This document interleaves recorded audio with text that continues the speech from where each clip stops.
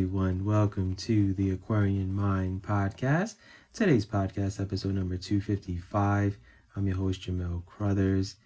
It's Book Insight Friday. Yes, it is time to talk about Alphabet City Part 5. And today is the book releasing of Alphabet City 5. Isn't that a wonderful thing? Yeah, so please look into this book. So anyway. All right, so I'm going to give you the inside scoop on how I wrote this book. Now, this is a continuation of Cheryl's story from part 4, where she's a single mother. She's raising her 2 teenage kids, Jermaine and Shameka. And Jermaine and Shameka are now talking about their life in Alphabet City as young teenage kids. And this was a hard book to write because it took some time to complete this book. One reason was I was managing so much in my life at once, and a lot of it was personal stuff, and I do go through things as a writer and author, all that other stuff. But most of my books, I was managing something major in my life, but with this book, I had to pace myself. So with that said, this is the only book in the series where I'm writing from 2 characters' perspectives. And I wanted to bring out their personalities, what they go through daily, but also how much they love and care for their mother. And it's a rare occurrence when you read a story where a young boy is from a bad neighborhood and he has love and respect for his mother and does anything to protect her. We always see life in the hood from an adult perspective, but never from a child's perspective. And the goal of this book is to make everyone see that kids are paying a hefty price in PTSD from all they see every day living in a bad neighborhood. The danger they face, the survival they have to learn, the images they can't unsee, living with drug addicts, gang members, sex workers, homeless people, you name it, and they deal with it. And I knew that writing this story was going to be the most important book in the series, and I made sure that I brought my A game with this book. I wanted you all to put yourself in these teenagers' shoes and walk in their lives daily. Now think of how many kids deal with this and see this all over the world. The violence, the poverty, the struggle, the fight to survive. And that's the elements of this book that I had to tell. And hearing these stories from a young woman and a young man's perspective and how much death, violence, and struggle have impacted their lives. Imagine being a kid and seeing a drug addict strung out in front of your building where you live while walking to school, or having to walk a different route to school because of gang activity and potentially being robbed for what you have. So hopefully after reading a book like this and reading about Jermaine and Shameka's stories, you get an understanding for what kids' lives are like living in a bad neighborhood. How some of these kids just want to be normal and not be caught up in the streets and do something good for themselves in their lives, right?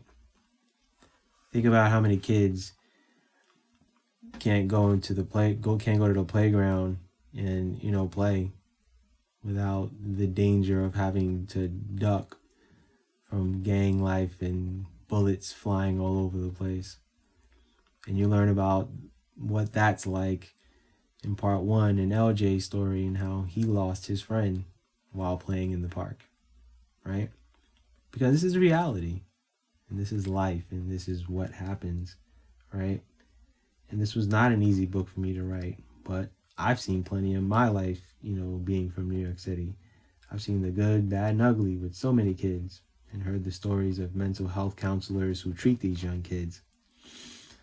So I need you guys to take the time to understand my purpose for writing these stories like this and how young kids grow up and how all of these experiences will either shape them into good people in this world or bad people, where they go down a bad path and they turn to a life of crime and they join these gangs and that's all they know, right? They don't have structure in their home. And even the kids who have structure in their home, they could have both parents and still, go out into the world and do wrong and get caught up in things. So I really try not to always put the blame on social media or gangs or drugs or the fast money or the music or the way parents are raising kids and no parent structure in the home. Like I can't be that person who always puts the blame on certain things. It all boils down to two things: morals and values within a person. Because I've seen situations where, there's kids who were raised right and still go out into the world and they're F-ups. And then, you see kids who have gone through the struggle and strife, grown up in foster care, and end up having, to change themselves, go through therapy, get through school, and end up becoming doctors and lawyers and CEOs and writers and artists and, starring on Broadway or whatever it is, right? So it's all in what a person wants out of life and whether they know right from wrong. And Shameka and Jermaine are two young kids who know right from wrong. They were able to stay away from gang life. They know gang members. They have friends that they've lost to gang life and to violence. And they're fighting to survive. And all they've got is each other and their mom, Cheryl, right? And they've gone through their share of different experiences that no kid should ever have to go through, but it's part of their life, right? And there's always a feel-good ending, and I'm not going to sit here and, give you the feel-good ending, because some of these books in this series, they have feel-good endings, and some of them don't. And there's a reason for that. And I do that because life isn't a Disney movie. There aren't always great endings. That's just how things go. And while there was things going on in my life while I was writing this book, I made sure that I put the emotion into writing, these books and making sure that, I pack a punch. And I'm thankful that I was able to do that. This was the longest book in the series because I'm talking from two people's perspectives. I'm talking from Jermaine's perspective and Shameka's perspective. So be ready when you read a book from a teenager standpoint.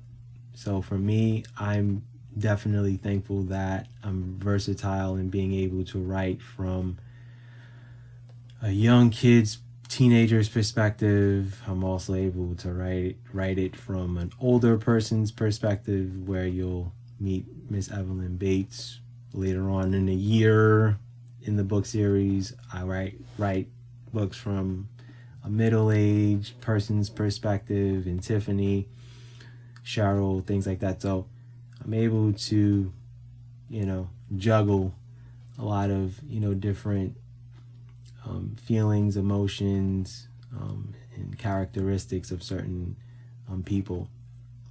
So just want to let you guys know that I do this, because I need you guys to really get a feel for, how I write, why I write, things of that nature.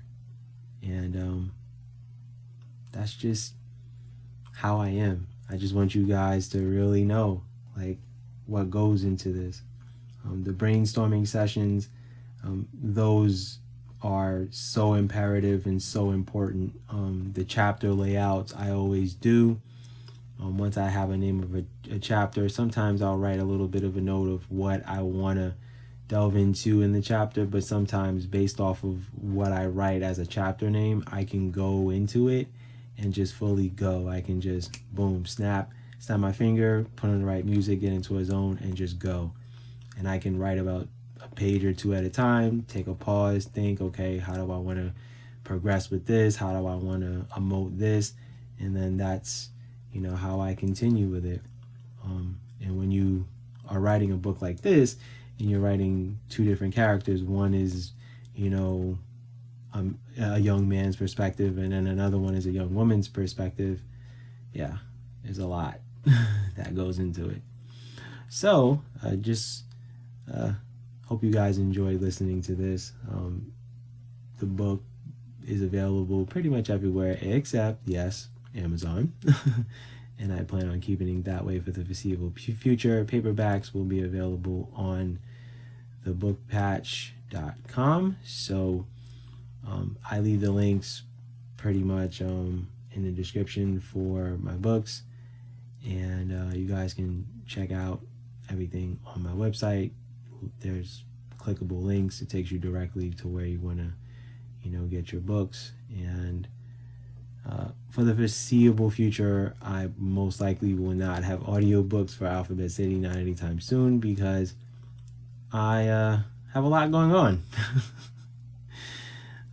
As far as, me taking care of myself personally, at least taking a break from all of this work that I'm doing and enjoying myself a little bit.